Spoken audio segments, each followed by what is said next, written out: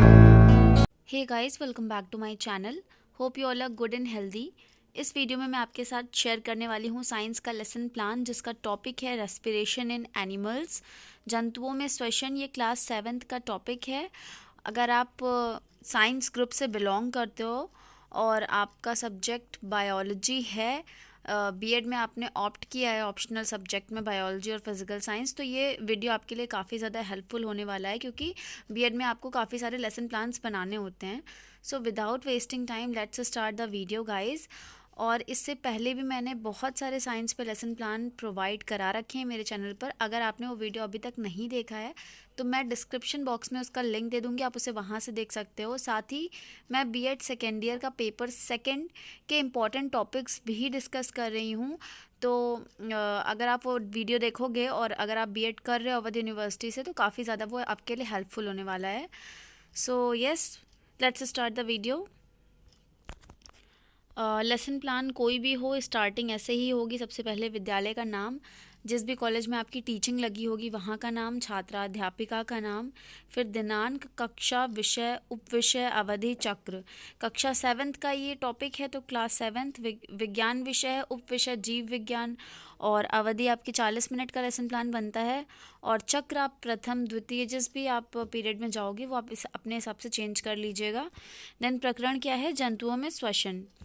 उसके बाद आता है आपका सामान्य उद्देश्य।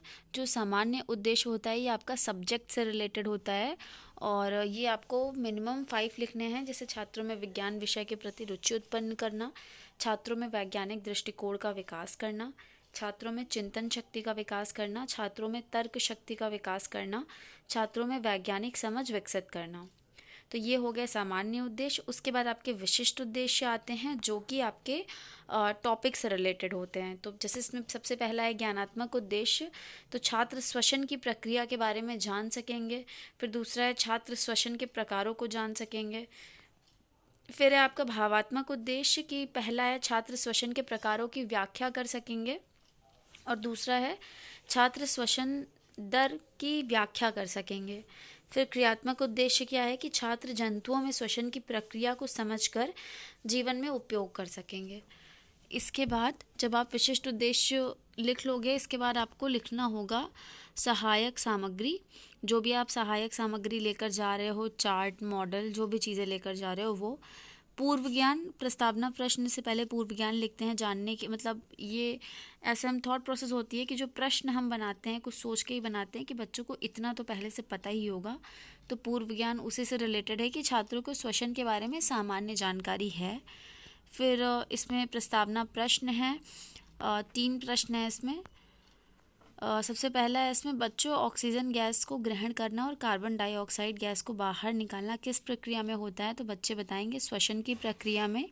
फिर दूसरा है, क्या श्वसन एक सतत प्रक्रिया है, बराबर चलने वाली प्रक्रिया है, बच्चे बताएंगे हाँ। फिर आप उनसे पूछिएगा कि जंतुओं में श्वसन की प्रक्रिया के बारे में विस्तार से बताइए। तो जब विस्तार से पूछोगे तो वो एक्सप्लेन नहीं कर पाएंगे, और यहीं से जो आपका टॉपिक है वो स्टार्ट हो जाएगा उद्देश्य कथन, कि बच्चों आज हम जंतुओं में श्वसन के बारे में विस्तार से अध्ययन करेंगे। उसके बाद आपका प्रस्तुतिकरण होगा।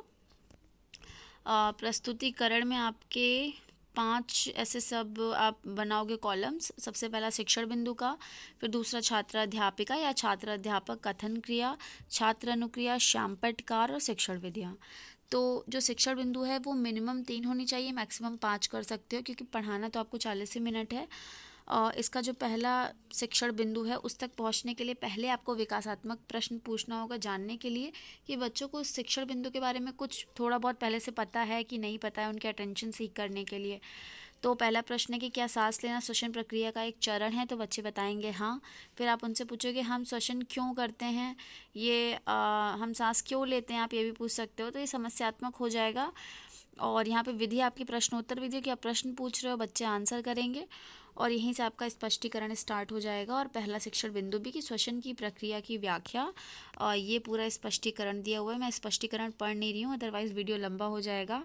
साथ ही स्पष्टीकरण छोटा आपको लग रहा होगा, क्योंकि हम स्पष्टीकरण छोटा ही लिखते हैं, सिर्फ इंपॉर्टेंट टॉपिक्स लिखते हैं, इंपॉर्टेंट बातें लिखते हैं, क्योंकि हम पूरा 40 मिनट का अगर लेसन प्लान पूरा बनाने बैठ जाएंगे तो बहुत आई थिंक बहुत लंबा चला जाएगा, और आपको 6-7 पन्नों में बनाना होता है लेसन प्लान। तो आप केवल इंपॉर्टेंट बातें लिखते हैं कि आपको इसको देख के याद आ जाए। तो इसमें हम थोड़ी चीज़ें लिखते हैं। इस टाइम बच्चे क्या करेंगे, ध्यानपूर्वक सुनेंगे। विधि आपकी स्पष्टीकरण विधि चल रही है। इसके बाद आप बोध प्रश्न पूछोगे जानने के लिए कि बच्चों को समझ में आया या नहीं आया जो आपने अभी बताया। पहला शिक्षण बिंदु जो एक्सप्लेन किया, तो इसमें पहला प्रश्न है, बच्चों सभी जीव किस सूक्ष्म इकाई से बने हुए हैं? तो बच्चे बताएंगे कोशिका। अगर बता लेते हैं देन ग्रेट, नहीं बता पाते हैं तो आप दोबारा से एक्सप्लेन करोगे। फिर आप उनसे पूछोगे ऊर्जा किस प्रक्रिया द्वारा बनती है? तो बच्चे बताएंगे श्वसन की प्रक्रिया द्वारा, अगर वो सही से सुने होंगे आपकी व्याख्या को। और आपको ये चीज़ें ब्लैक बोर्ड पर भी लिखनी है, इसलिए मैंने शाम पर टिकारे में भी लिख दिया है। सही आंसर जो है वो लिखना है, ताकि बच्चे उसको देखें। और विधि आपकी प्रश्नोत्तर विधि ही चल रही है। ये पूरा उसका स्पष्टीकरण है। वेट अ सेकेंड, ये है स्पष्टीकरण आपका। ओके, देन फर्स्ट जब शिक्षण बिंदु खत्म हो जाएगी तो आप जाओगे सेकंड शिक्षण बिंदु पे। और सेकंड शिक्षण जो बिंदु है वो भी स्टार्टिंग विकासात्मक प्रश्न से ही होगी। सबसे पहला इसमें प्रश्न है कि कोशिका में भोजन के विखंडन की प्रक्रिया में ऊर्जा मुक्त होती है, इसे क्या कहते हैं? इस प्रोसेस को, इस प्रक्रिया को क्या कहते हैं? तो बच्चे बताएंगे कोशिकीय श्वसन विधि, प्रश्नोत्तर विधि। फिर आप उनसे पूछोगे श्वसन कितने प्रकार का होता है? ये समस्यात्मक हो जाएगा उनके लिए। और यहीं से आपका जो दूसरा शिक्षण बिंदु है, श्वसन के प्रकारों की व्याख्या, वो स्टार्ट हो जाएगी। और ये आपका पूरा इसका स्पष्टीकरण दिया हुआ है, आप इसको देख लीजिएगा अच्छे से, स्क्रीनशॉट ले लीजिएगा आप चाहो तो। इस टाइम बच्चे क्या करेंगे, ध्यानपूर्वक सुनेंगे और आप ऐसे शाम पर टिकार में ऐसे बनाकर दिखाओगे। पहला क्या है कि आपका वायवीय श्वसन में क्या होता है कि ग्लूकोज ऑक्सीजन की उपस्थिति में बनता है, कार्बन डाइऑक्साइड वाटर और एनर्जी रिलीज करता है। और दूसरे में क्या है कि ग्लूकोज कार्बन डाइऑक्साइड ऑक्सीजन की एब्सेंस में जो है क्या चीज़ें बनाता है, ग्लूकोज, अल्कोहल, कार्बन डाइऑक्साइड और एनर्जी। ठीक है, तो ये पूरा एक्सप्लेनेशन है और आपको ये चीज़ें भी बनानी हैं। आपको ये चीज़ें बनानी होंगी श्याम पर टिकार वाले कॉलम में। स्टार्ट होगा तीसरा शिक्षण बिंदु। तीसरा शिक्षण बिंदु, सबसे पहले आप विकासात्मक प्रश्न पूछोगे कि वायवीय श्वसन किसकी उपस्थिति में होता है? बच्चे बताएंगे ऑक्सीजन। आप इसको ब्लैक बोर्ड पर भी लिखोगे। फिर श्वसन दर किसे कहते हैं? समस्यात्मक होगा, उन्हें नहीं पता होगा। यहीं से आपका जो तीसरा शिक्षण बिंदु है, श्वसन दर की व्याख्या, वो स्टार्ट हो जाएगा। और विधि आपकी प्रश्नोत्तर विधि चल रही है। तो ये उसका पूरा स्पष्टीकरण दिया हुआ है, आप इसको देख लीजिएगा अच्छे से एक बार। ये है स्पष्टीकरण। और इस टाइम बच्चे क्या करेंगे, ध्यानपूर्वक सुनेंगे अच्छे से। स्पष्टीकरण विधि आपकी चल रही है। अगर आप कोई चार्ट मॉडल बनाकर लेके जा रहे हो तो यहाँ पर आप प्रदर्शन विधि भी लिख सकते हो। इसके बाद आप उनसे बोध प्रश्न पूछोगे जानने के लिए कि उनको समझ में आया भी या नहीं आया जो आपने एक्सप्लेन किया। तो इसमें पहला क्वेश्चन है कि कोई व्यक्ति 1 मिनट में कितनी बार श्वसन करता है? थोड़ा सा यहाँ पे क्वेश्चन गलत हो गया, क्या कहलाता है कट कर दीजिएगा आप। यहाँ पे क्वेश्चन होगा कोई व्यक्ति 1 मिनट में कितनी बार श्वसन करता है, तो औसतन 15 से 18 बार। आपको यही चीज़ जो है ब्लैक बोर्ड पर भी लिखनी होगी, 15 से 18 बार औसतन, ताकि सारे बच्चों तक सही आंसर जा सके। विधि प्रश्नोत्तर विधि। फिर आप उनसे दूसरा प्रश्न पूछोगे क्या श्वसन दर आवश्यकता अनुसार परिवर्तित होता है? तो बच्चे बताएंगे हाँ ना। नहीं बता पाते हैं तो आपकी रिस्पॉन्सिबिलिटी है कि आप उन्हें दोबारा से एक्सप्लेन करिए।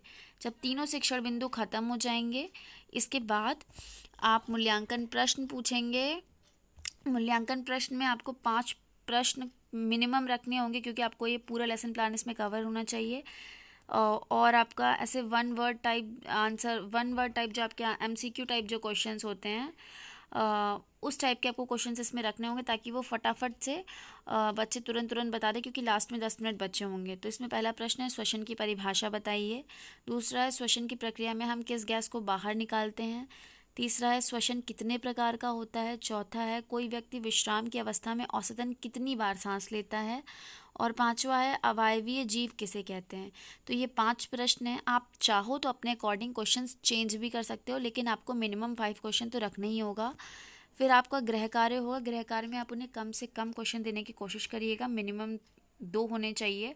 और ऐसे क्वेश्चन दीजिएगा जिससे उनका जो पूरा टॉपिक है वो क्लियर हो जाए। उनको ना क्लियर हो तो वो नेक्स्ट डे आके आपसे पूछ सकें। ऐसा नहीं कि आपने एमसीक्यू टाइप क्वेश्चन दे दिए, फटाफट उन्होंने पढ़ा और रट्टा मारा और दे दिया आंसर। इस टाइप से नहीं होना चाहिए। तो यहाँ पे जो मैंने 2 क्वेश्चन लिए वो हैं, श्वसन के प्रकारों की व्याख्या विस्तार से कीजिए। जब विस्तार से है तो उन्हें डिटेल में सब कुछ बताना होगा। और दूसरा है श्वसन दर के बारे में विस्तार से बताइए। तो ये 2 क्वेश्चन हैं और इनको एक्सप्लेन अच्छे से करना पड़ेगा। तो कोई कन्फ्यूजन होगा वो नेक्स्ट डे आके आपसे पूछ भी सकते हैं। तो ये था आज का पूरा लेसन प्लान जंतुओं में श्वसन पर। आई होप कि वीडियो आपके लिए हेल्पफुल रहा होगा। So this is it guys, thank you for watching. Don't forget to subscribe my channel and like the video because your subscription means a lot to me guys. Thank you so much.